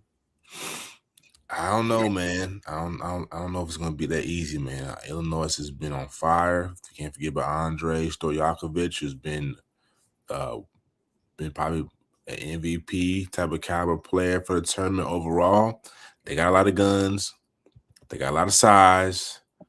They barely escaped. I know Duke was back at full strength, quote unquote. But you know what I mean, those players that came back hadn't been playing consistently. Illinois is hot. It would be nice to see UConn in the championship game, but I'm high on Keaton Wagler and I'm high on Andre Stojakovic. So I'm gonna roll with the Fighting Illini in an upset in this matchup. To the bottom, Arizona, Michigan. Biggest game in college basketball probably in the last 2-3 years for sure. To me, no, 100%.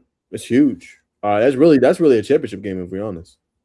Yeah, it really is a championship game. That is the championship game. Well said. Unless UConn wins, and then it could be an argument. This one's tough. I'm gonna go with Arizona. I know they're younger. I know I've been high on, Laxenberg. I know they got the big man. I know they got Elliot Cadeau, who's been dealing with some things, I think, recently, but he ends up he's okay. But there was a report that he was injured. Unless that was April Fool's joke, which I don't think it was. But I'm gonna roll with Arizona. Roll with Coa Pete, Braden Berries. I'm rolling with that squad. I just like the young nucleus. I like the momentum. They got Caleb Holt coming in next year. What way to bring in a caliber like him and go to the big dance and have a fighting chance to win. Yeah, Arizona's interesting, man. I think there's been rumors for Tommy Lloyd going maybe to North Carolina. So I don't know. It's something to really keep an eye on. Like I said, that would be crazy, especially bringing in Caleb Holt next year and how he looked in the All-American game. It's kind of wild, but yeah. Where am I going? Sorry. That's what I said. I mean, Arizona is a college basketball brand. I mean, are they at the level of North Carolina? Maybe no, but could Arizona, Right. Arizona's been known for basketball. I don't know, bro. Don't get me the line, bro, when it comes to that. Maybe it's more of a bigger back. I don't know, bro. But it's gonna be a hell of a game, man. Do you have an answer for Ilya Cadeau? Can Koa Pete match against Yaxel Lindenborg or Luxembourg? You know what I'm saying? He's been phenomenal. They feel like this is the best Michigan team maybe in their history. That that's gonna be a hell of a game, bro. I mean, UConn Illinois is good, but that 9 p.m. game, like that's gonna be must see TV. That's a game you legit like go live for and react. Like that's gonna be a hell of a game. Two elite teams, Koa Pete, Yaxel Lindenberg. Like this game's gonna be off the charts. Like good. So I'm going with you. I'm with Arizona. It's a scene otherwise, man, but it wouldn't shock me if this game came down to the end, game winning field goal that puts them in the championship game.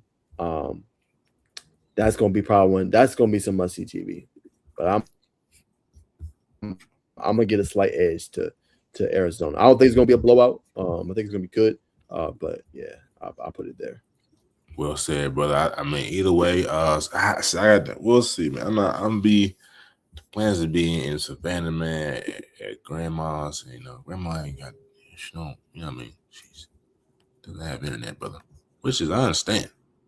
So I can't guarantee that the brother will be live on the biggest. Yeah, I mean, some things just don't go according to plan, but I will keep you posted, brother. But switching to the girls' side of the bracket, we'll start on the left side, man. Most polarizing game, classic rivalry: UConn Huskies versus the South Carolina Gamecocks.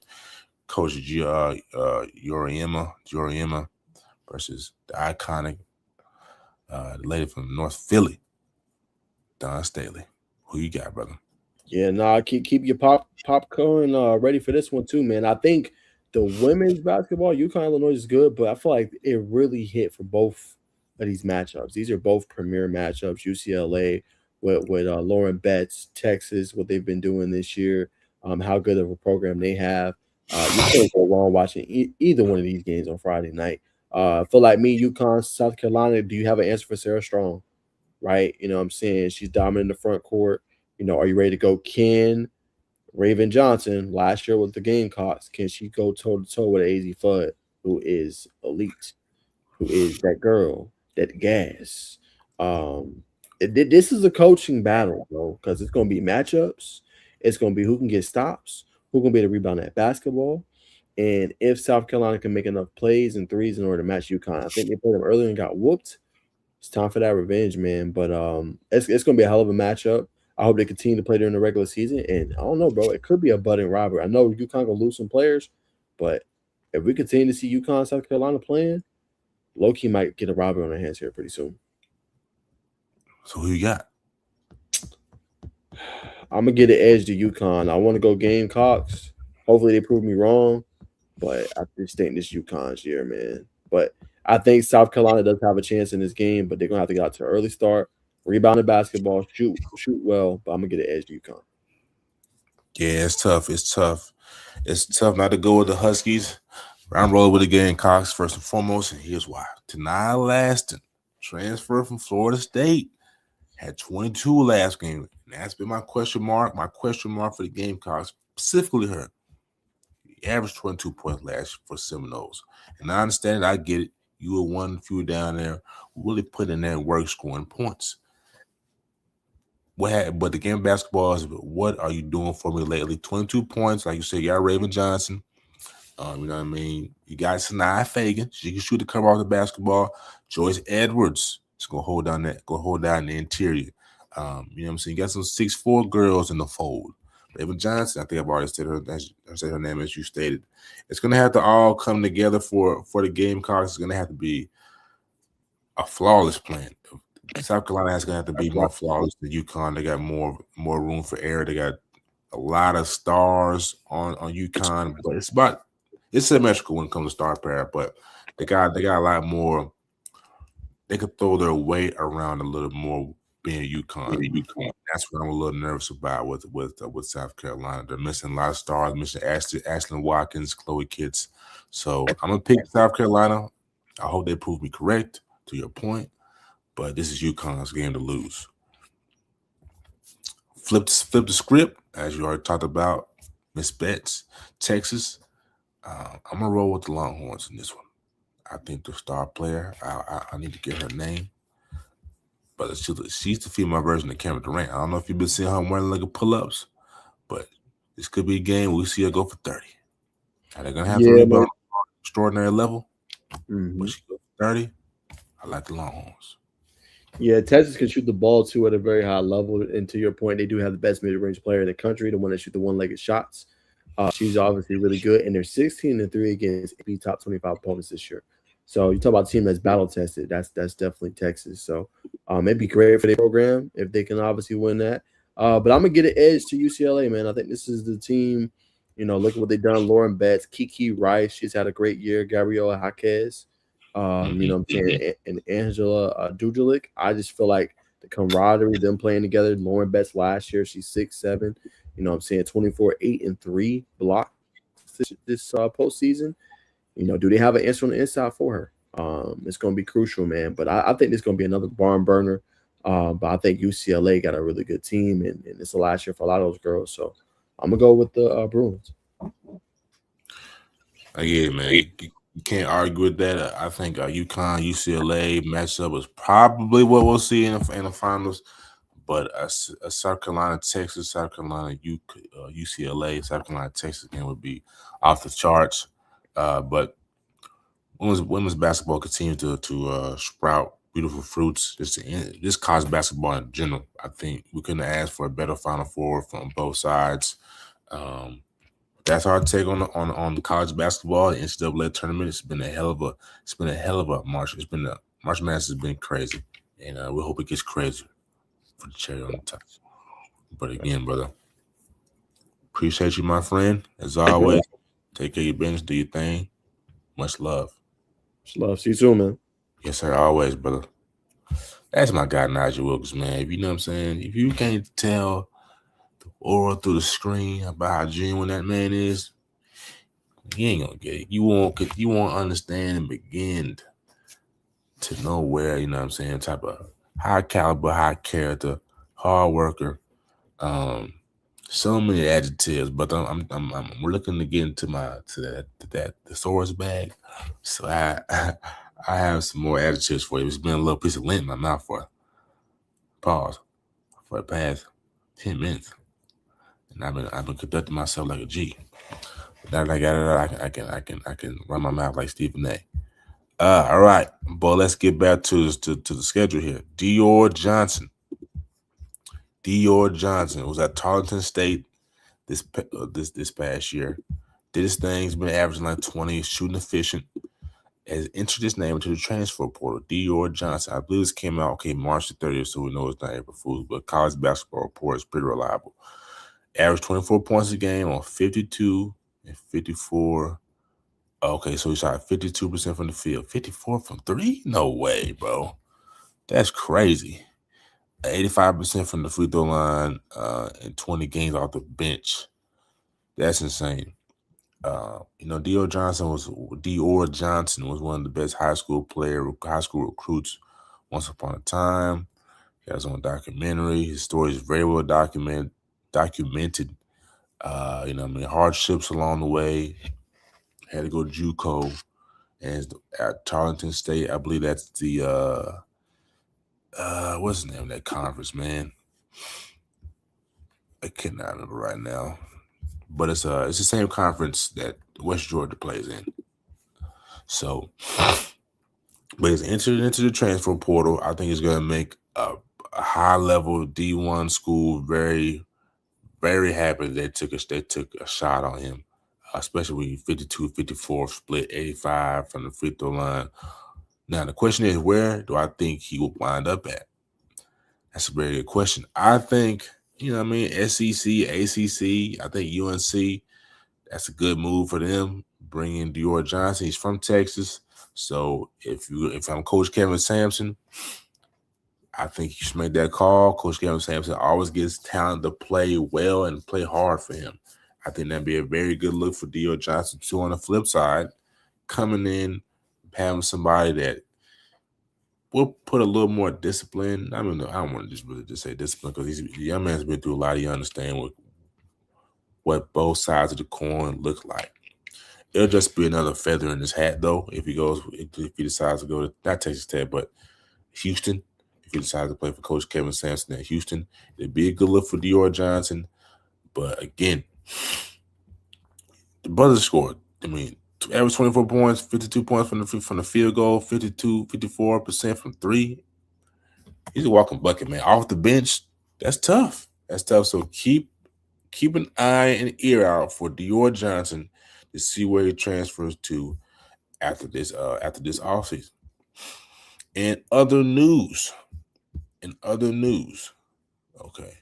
I mean, that's okay. We're looking at the NBA. The NBA. There's been a lot of news in the NBA. I'll start with this. I'm not going to pull up the article, but I'm going to give my thoughts on the whole situation. I know we've been waiting a long time to hear a rebuttal about the Los Angeles Clippers situation. Kawhi Leonard, him getting paid $30 million under the table or whatever you want to call it.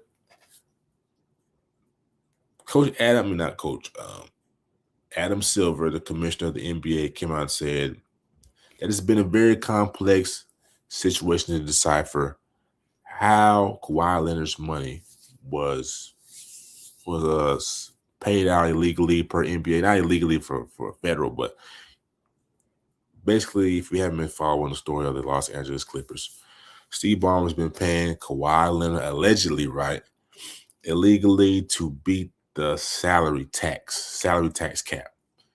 And Commissioner Adam Silver came out and said it's been very complex. Now, we know Steve Ballmer is a millionaire, billionaire, multi-billionaire, whatever you want to say, one of the richest men in the world. So he knows how to bend the rules, play the tax game, play all this and that and the third. Now, how has it all been unfolded?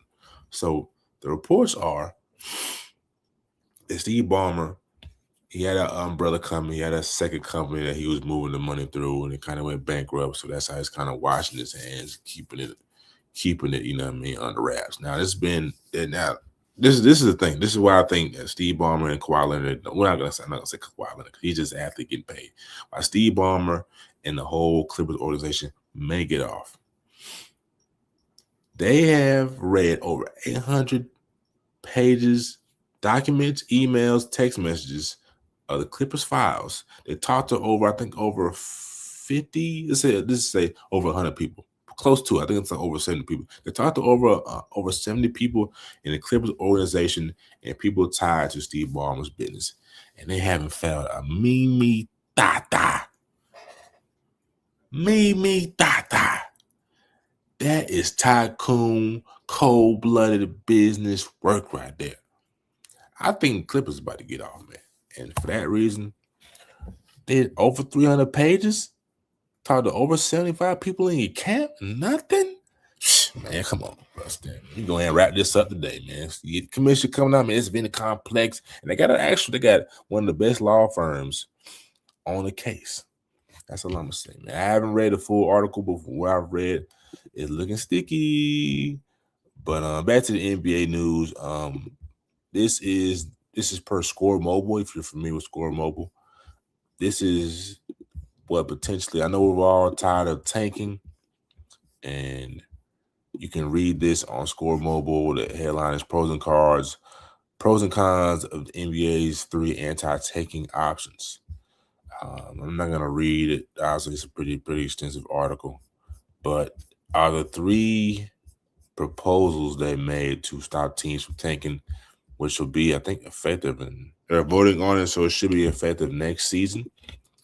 Number 1 is shifting the lottery odds to mid-tier teams. When I say mid-tier teams, I'm talking of playing. So if you're in that 7, that 8, 9, 10 range, without kind of diving too much deep into the particulars, because I don't remember the particulars verbatim, so I'll do my best.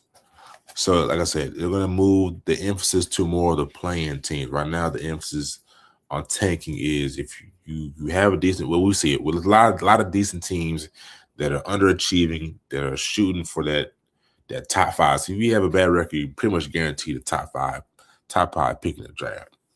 Now, shifting the dynamics to the proposed 18 teams flat no floor. You can no longer be in the NBA and tank and be guaranteed top 5. You have to be, per this model, you have to be competitive somewhat. Well, this is the model. This is the model. To make it plain, it shifts the bottom 5 teams to all eight teams. So if you count the play-in teams and the first round eliminations, they'll all have an 18% chance. So instead of doing, to make it make sense, instead of doing the raffle for the NBA draft, the lottery, right? Instead of doing just the lottery for the top 4 or 5 teams, they're gonna now do the lottery, spin the ball around for all 10, all 15, all 18 positions in the lottery.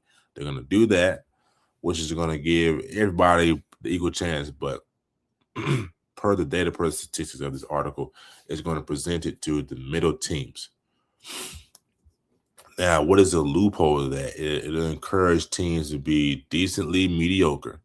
So if you're fighting for that 10th seed, you know what I mean, or if you're fighting for a potential, like the Hawks right now, the Hawks were a 10th seed for the longest time, and you fight for the 10th seed the longest time, instead of improving, making those trades, it's more favorable for me to lose a couple games and stay in that 10th to 7th area and know that I'll be guaranteed at least a top 10 pick. So it helps people from being just hellacious, but it also can be very yo-yo-ish, which, you know what I mean, it can deceive fans coming to games, seeing people win, but at the end of the season, we'll start to see that tank. So we'll go to the next one. Hope I'm making sense to everybody. Teams in the 5x5 system, I'll read a little bit of it. In an initial lottery, will determine the top 5 picks. And let me blow this up so y'all see what I'm reading. And secondary lottery will determine picks 6 through 18. The league's 5 worst teams will be guaranteed top 10 picks, while the remaining 13 lottery teams could finish anywhere in the top 18. All right, let's get to the meat and bones. What the new model of 18 teams 5x5 system? What did it get right? I can support the idea of lowering the floor for the league's 5 worst teams without eliminating it entirely. As you could argue, clubs in desperate need of talent infusion deserve soft landing, which I agree. So it's not what that means. If you're a team that's been losing, obviously you deserve, you know what I mean, to have a better player. You don't deserve this just because of the data you're picking lower every year because you're actually a bad team. This gives you some cushion.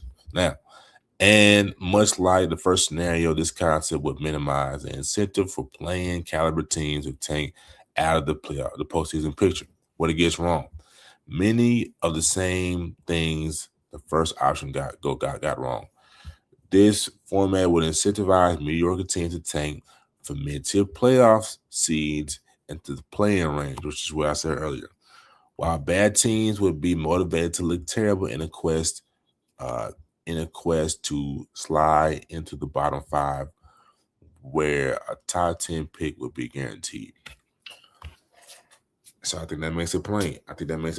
By these new models, which are probably on the table, these are probably concrete methods to stop the modern era of tanking.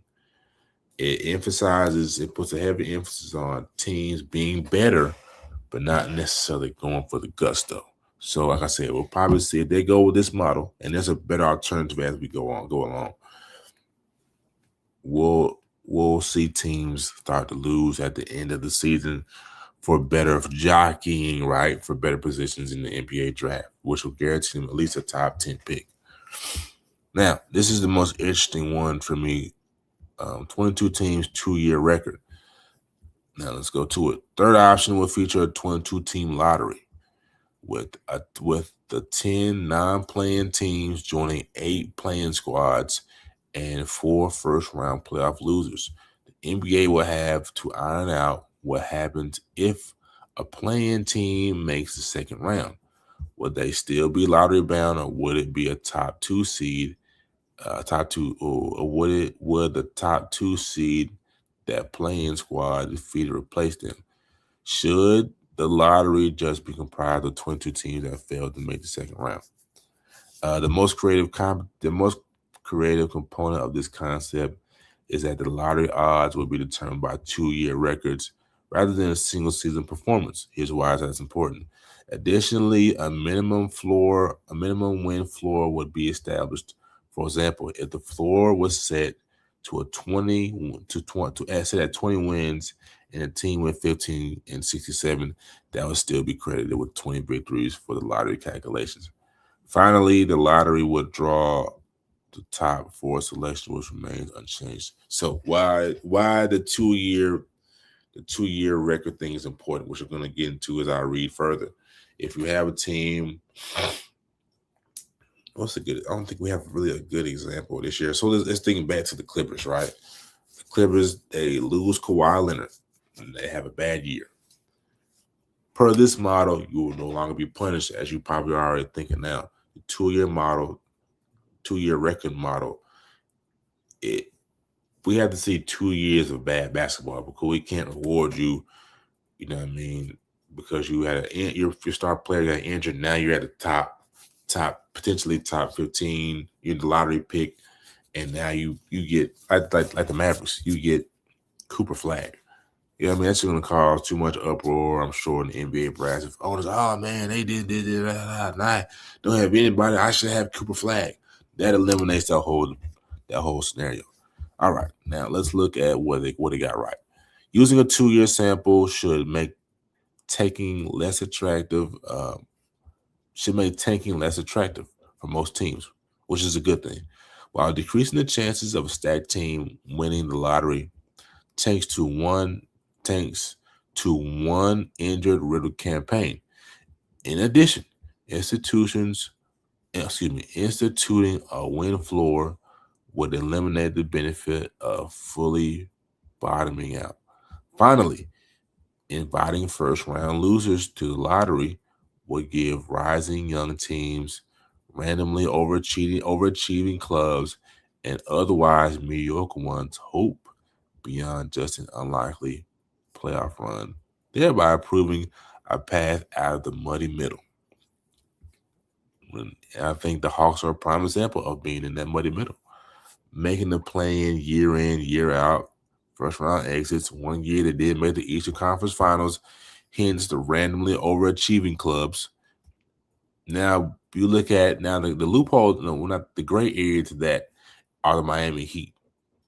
The Miami Heat playing a couple years back when they had Jimmy Butler and made it all the way to the finals. And we look at the Heat now, they really need some help. I know they lost Jimmy Butler due to trade. No. I know they lost Jimmy Butler. I think they did trade for Jimmy. Or did Jimmy just leave? I think Jimmy just ended up leaving.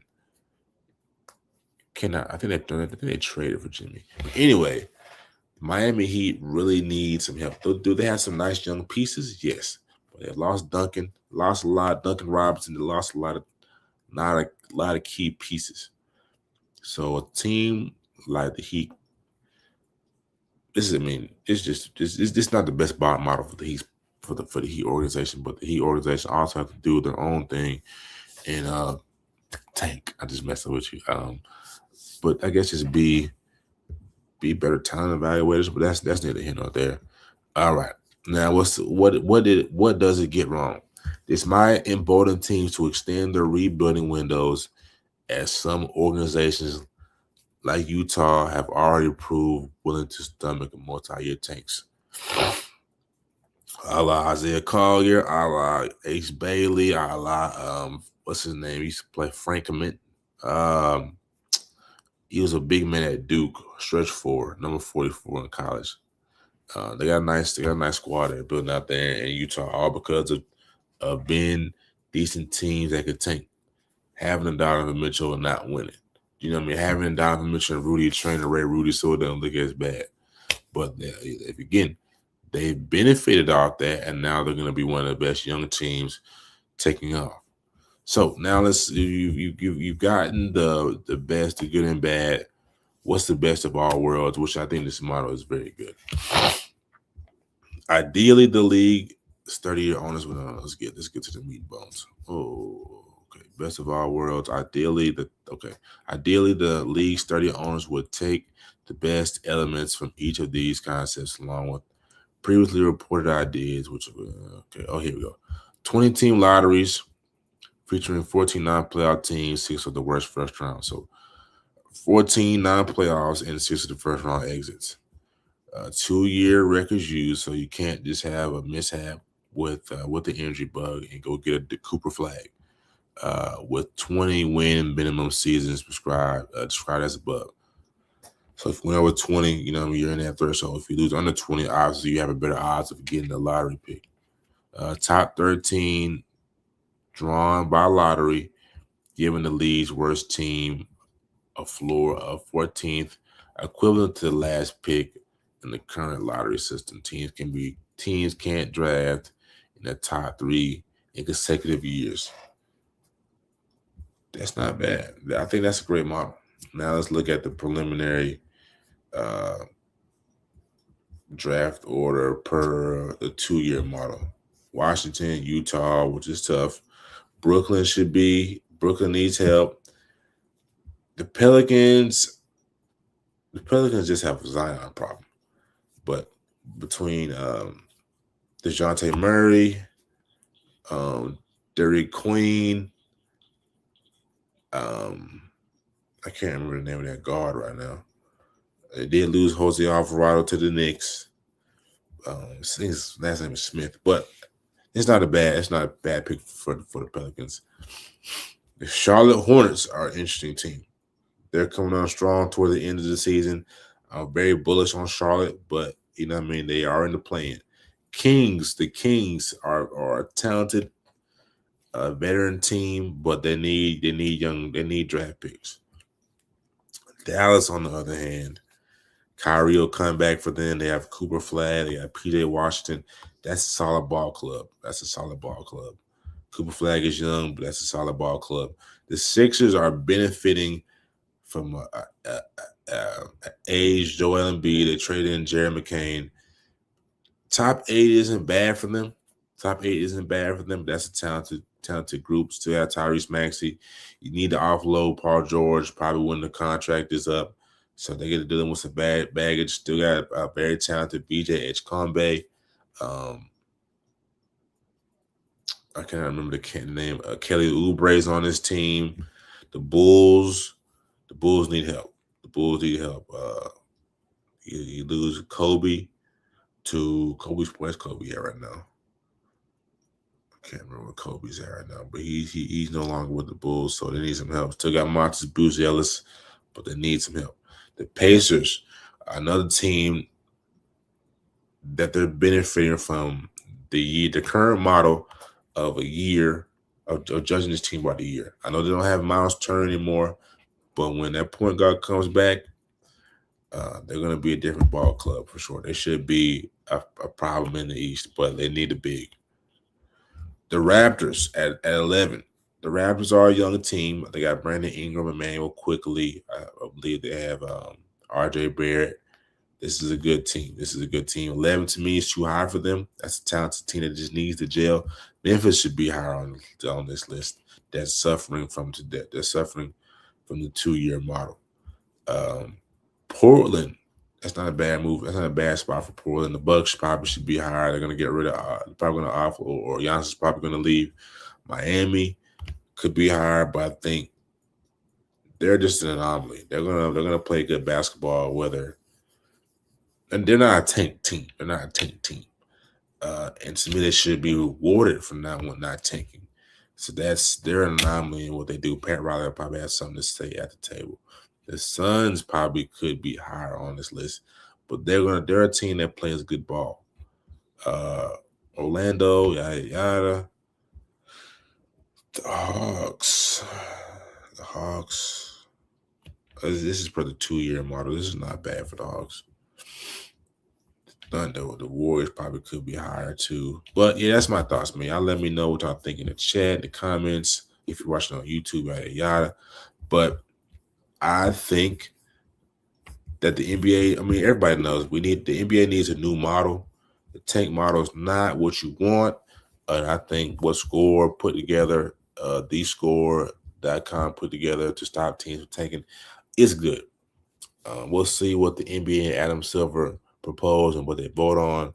That's my thoughts. That's it. And that's all, folks. Hope y'all enjoyed it, man. We had Mr. Jasiah Wymbs on the show. Classic show, another classic episode of Just Sizzling News Podcast, Hoops Edition. We will see y'all next Monday, and potentially this weekend with a live stream. I'm gonna be at my grandma's house showing some love because it is Easter coming up. Spend some time with your loved ones. You know what I mean? Kiss Big Mama. You know what I'm saying? Kiss Uncle Joe. You know what I mean? Do the things that you want. Do the things that you love to do, that your heart is telling you to do, man. As long as you follow your heart, treat people the right way, everything will be added unto you. So much love. Happy Easter. And go March Madness. Go Gamecocks. And all the above, man. Peace and love, y'all. It looks like the stream is locked out. All right, bet. We're just going to do it like this then. Leave studio.